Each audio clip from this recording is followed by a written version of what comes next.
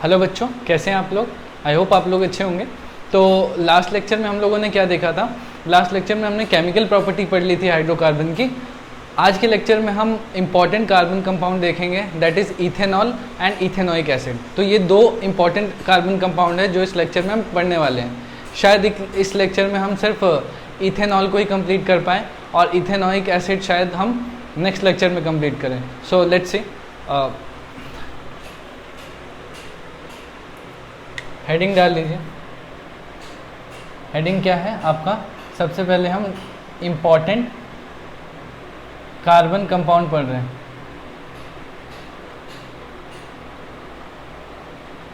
Important carbon compound, right. तो एक second,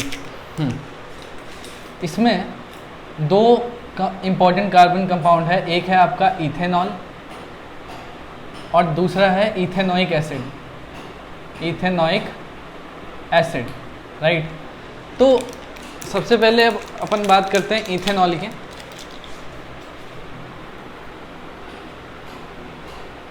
ethanol क्या है? तो इथेनॉल जानने के लिए पहले हम इसकी फिजिकल प्रॉपर्टी देखते हैं। वैसे मैं आपको फंक्शनल ग्रुप और नॉमेनक्लेचर पढ़ा चुका हूँ। तो इथेनॉल का मॉलिक्यूलर फॉर्मूला क्या होगा? CH3 CH2OH, ठीक है। मीथ, ईथ और ये ओल मतलब फंक्शनल ग्रुप अल्कोहल लगा हुआ है, तो इसका नाम क्या है? Ethanol. Let's come to the physical property. सबसे पहले हम आते हैं फिजिकल स्टेट पे। फिजिकल स्टेट, ठीक है। फिजिकल स्टेट में ये क्या होता है जनरली, जब हम इथेनॉल की बात करें तो एक कलरलेस लिक्विड है। कलरलेस लिक्विड जिसका फ्रीजिंग पॉइंट 153 केल्विन और जिसका बॉइलिंग पॉइंट 351 केल्विन, ठीक है। ऑलमोस्ट वाटर से कम होता है freezing point and boiling point, right. अब ये तो पहला पॉइंट हो गया आपका, ठीक है। सेकंड, अगर अपन बात करें कि स्मेल एंड टेस्ट की, स्मेल एंड टेस्ट, तो भाई अलग सा स्मेल आएगा, जैसे वाइन में से आती है, जैसे अल्कोहलिक ड्रिंक्स में से आती है, सेम स्मेल आती है इसमें से। Distinct smell and burning taste होता है इसका। जब कोई चीज़ जल जाती है तो कैसा टेस्ट आता है, वैसा ही टेस्ट आएगा इसमें, ठीक है। तो ये है आपका। थर्ड है आपका सॉल्युबिलिटी। तो देखिए एक फिजिकल आप एक स्टेट जान चुके हैं, एक स्मेल एंड टेस्ट। आप देखिए सॉल्युबिलिटी। तो सॉल्युबिलिटी की बात करें तो इथेनॉल सोल्यूबल होता है पानी में, इज सोल्यूबल इन वाटर, पानी में घुल जाता है आसानी से। और फोर्थ जो है that is psychological action.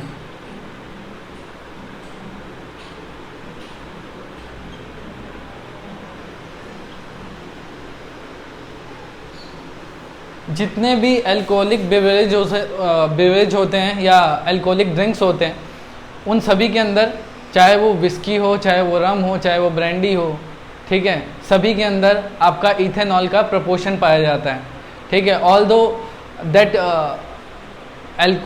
Alcohol जो एज अ बेवरेज काम आते हैं, ठीक है, उसके अंदर जो इथेनॉल की मात्रा होती है वो बहुत कम होती है, ठीक है, स्मॉल प्रोपोर्शन में पाया जाता है। बट इसका स्मॉल प्रोपोर्शन यानी इथेनॉल का स्मॉल अमाउंट भी काफ़ी होता है ड्रंकनेस के लिए, या आप ये बोले कि आपको बॉडी माइंड कोऑर्डिनेशन ख़त्म करने के लिए स्मॉल अमाउंट भी काफ़ी होता है अल्कोहल का, ठीक है, इथेनॉल का बेसिकली। तो जो भी आप अल्कोहल कंज्यूम करते हैं, यानी जो ड्रिंक्स के लिए पर्पज़ से यूज़ करते हैं, वो सारे क्या हैं,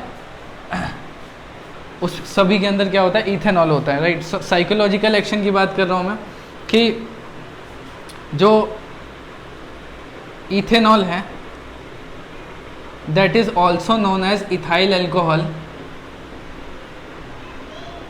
and that ethyl alcohol is an active ingredient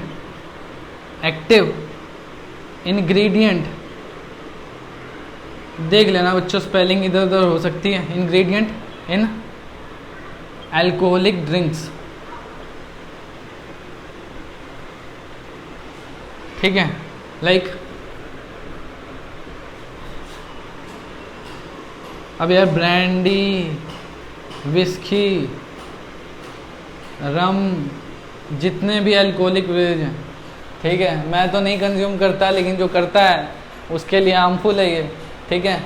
तो इन सभी के अंदर क्या पाया जाता है, इथेनॉल या इथाइल अल्कोहल, ठीक है। अगर मैं बात करूं diluted ethanol, small amount of, इसी के अंदर पॉइंट है, कोई नया पॉइंट नहीं है। तो small amount of ethanol cause drunkenness, ठीक है। तो अगर आप कम भी अमाउंट कंज्यूम करते हैं डाइल्यूटेड अल्कोहल, इथेनॉल का, डाइल्यूटेड लिख लेना बच्चों, डाइल्यूटेड इथेनॉल, क्योंकि जो आप पीते हैं that is so much diluted, उसमें प्योर इथेनॉल तो आप पी नहीं सकते, प्योर इथेनॉल पीना तो लेथल है आपके लिए, ठीक है। तो जो बच्चे बच्चे थोड़ी ना कंज्यूम करते हैं, तो जो भी लोग इनको कंज्यूम करते हैं इथेनॉल को, तो वो बहुत स्मॉल क्वांटिटी में, उसके अंदर जो अल्कोहल की मात्रा होती है वो बहुत कम मात्रा में होती है। और दूसरी बात, फिर भी जो वो अल्कोहल लेके आते हैं मार्केट से, वो भी वो ऐसे डायरेक्टली कंज्यूम नहीं करते, उसमें फिर वो वाटर मिलाते हैं और तब कंज्यूम करते हैं। तो सोचो मतलब इसको डाइल्यूट करना कितना ज़रूरी है। नहीं तो अगर आप प्योर अल्कोहल की बात करें तो आप प्योर अल्कोहल कंज्यूम ही नहीं कर सकते, ठीक है। You may die at a time, जब आप एकदम से ड्रिंक करेंगे प्योर अल्कोहल तो हो सकता है आप मौके पर ही ख़त्म हो जाएं, ठीक है। तो ये सब बातें थी, ये सारी क्या है, फिजिकल प्रॉपर्टी है। Let's come to the chemical property. Chemical property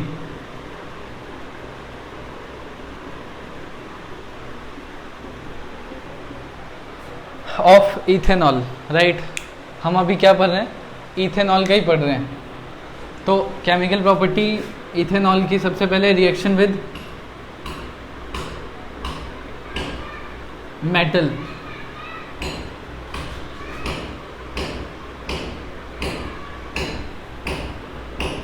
अगर आप अल्कोहल को देखो, जैसे इथेनॉल लो, CH3 CH2OH,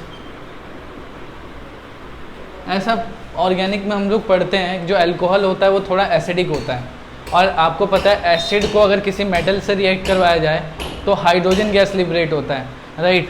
तो देखो क्या होगा, इसके आप 2 मॉलिक्यूल ले लो, इसके भी आप 2 मॉलिक्यूल ले लीजिए और आप बना दो 2CH3 CH2 और ONA, और साथ में क्या होगा, H2 gas, hydrogen gas liberate होगी। तो आप जानते हैं ना मैं क्या बोल रहा हूँ कि ये इथेनॉल है। और अल्कोहल जनरली एसिडिक होते हैं, ये बात कहीं लिख लेना कि अल्कोहल वीक एसिड होते हैं, वेरी वीक एसिड होते हैं, तो उनका नेचर एसिडिक होता है। So if you going to react any alcohol with the active metal like sodium, potassium, rubidium, caesium like metal, तो you will have the hydrogen gas as a product, right. So अब देखिए, ये तो हुआ reaction with metal. अच्छा, ये hydrogen gas detect कर सकते हो कैसे, detect by pop sound, pop sound से आप डिटेक्ट कर सकते हैं। आई थिंक ये बताने की ज़रूरत नहीं है, ठीक है। अच्छा, अब नेक्स्ट है reaction with acid, reaction with acid. अगर आप रिएक्शन करिए एसिड के साथ तो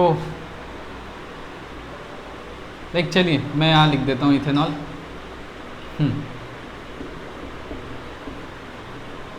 और मैं कंसनट्रेटेड H2SO4 इस्तेमाल करता हूँ।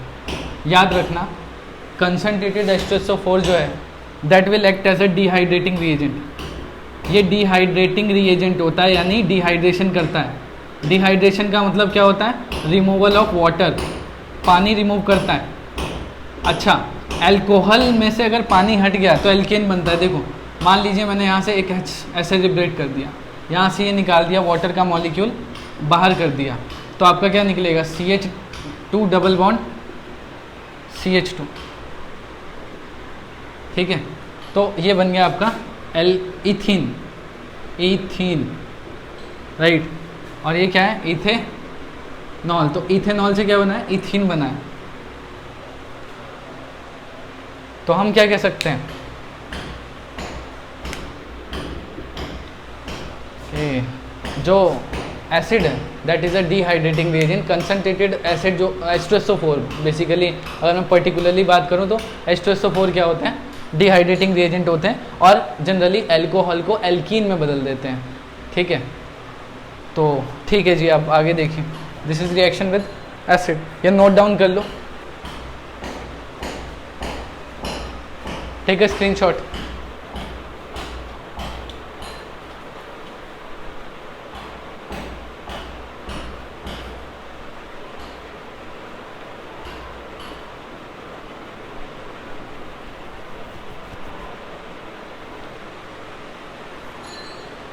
अच्छा, एक स्क्रीनशॉट लेने से पहले एक रिएक्शन और देख लो, दिमाग से निकल गया था, दैट इज़ कंबशन।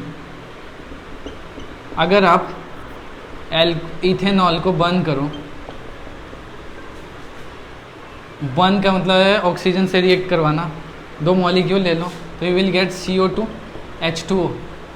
बैलेंस करो ना करो वो तो आपकी इच्छा है, पर CO2 H2O हीट निकलता है, एनर्जी लिबरेट होती है।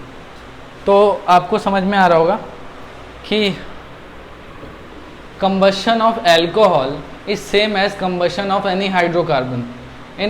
On the combustion of hydrocarbon you will get the main product is what? CO2 and H2O, water and carbon dioxide you get after the combustion of hydrocarbon, and same product will be obtained here. Like if you burn ethanol you will get the carbon dioxide and water. So इसका आगे use भी है, जब आप uses of ethanol पढ़ेंगे तो you will get to know that ethanol can be used as a power fuel. ठीक है, एक फ्यूल की तरह इस्तेमाल होता है। क्यों? क्योंकि इसको बर्न करने पे भी कार्बन डाइऑक्साइड और वाटर निकलता है, और हाइड्रोकार्बन को भी जलाने पर, ठीक है, वो कार्बन डाइऑक्साइड और वाटर निकलता है। तो हम क्या कर सकते हैं? We can use ethanol as a fuel, right.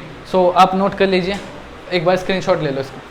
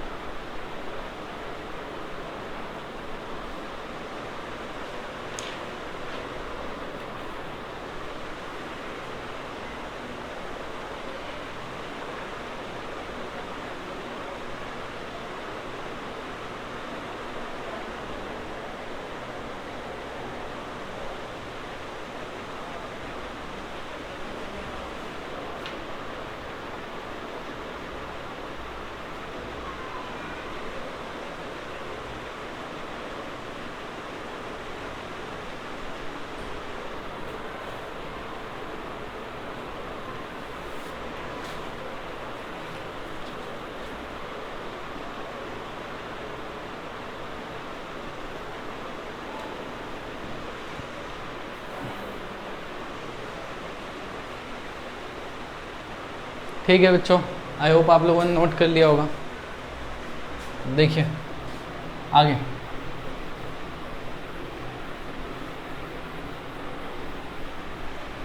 Let's come to the uses of ethanol.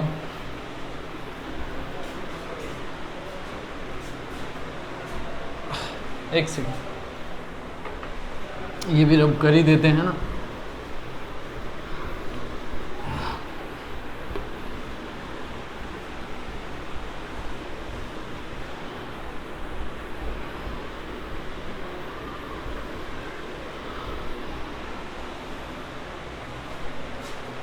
तो अब आ जाइए किस पे, क्या करेंगे अब, यूजेस ऑफ इथेनॉल। तो यूजेस देखिए, सबसे पहले it is used as rectified spirit. Rectified spirit की तरह इस्तेमाल होता है, मतलब 95% अगर आप अल्कोहल ले लें और 5% वाटर ले लें तो this is used as an antiseptic, used as an antiseptic, antiseptic की तरह इस्तेमाल होता है। बाकी स्पेलिंग देख लेना प्लीज़ बच्चों, हो सकता है गलत हो। एंटीसेप्टिक फॉर वाउंड, जो भी चोट लग जाती है उसमें एज एन एंटीसेप्टिक इस्तेमाल कर सकते हैं। और एक चीज़ और है कि ये it is used to rub before, it is used as sterilising substance होता है, क्या बोलते हैं उसको मुझे एग्जैक्ट नहीं याद है। तो ठीक है लिख दो यार, it is use to rub before injecting, before injection, कुछ ऐसा होता है ना यार, इंजेक्शन लगाने से पहले रब करते हैं तो आपको थोड़ा ठंडा ठंडा सा महसूस होता है और आपका जो स्किन है उस टाइम के लिए वो रिस्पॉन्ड करना बंद कर देता है थोड़ी देर के लिए। तो ये जो है उस काम भी आता है, मतलब इथेनॉल। सेकंड जो है अल्कोहलिक ब्रिवरेज में तो आता ही है, हमने पढ़ लिया पहले ही, अल्कोहलिक ड्रिंक्स जो है उसमें काम आता है। उसके अलावा it is used as an fuel, as a fuel, fuel की तरह इस्तेमाल होता है for internal combustion engine, for internal combustion engine, ठीक है। इंटरनल कंबशन इंजन में एज अ फ्यूल काम आता है। इंटरनल कंबशन इंजन वो होते हैं जो जनरली गाड़ी के अंदर पाए जाते हैं, ठीक है। तो अब आपके पास फोर्थ पॉइंट है, एक सेकेंड, थर्ड फोर्थ इसका यूज़ जो है, अब रेक्टिफाइड स्पिरिट तो हो गया, अल्कोहलिक बेवरेज भी हो गया, फ्यूल भी हो गया, एज अ फ्यूल इस्तेमाल होता है, ठीक है। और किस काम आता है,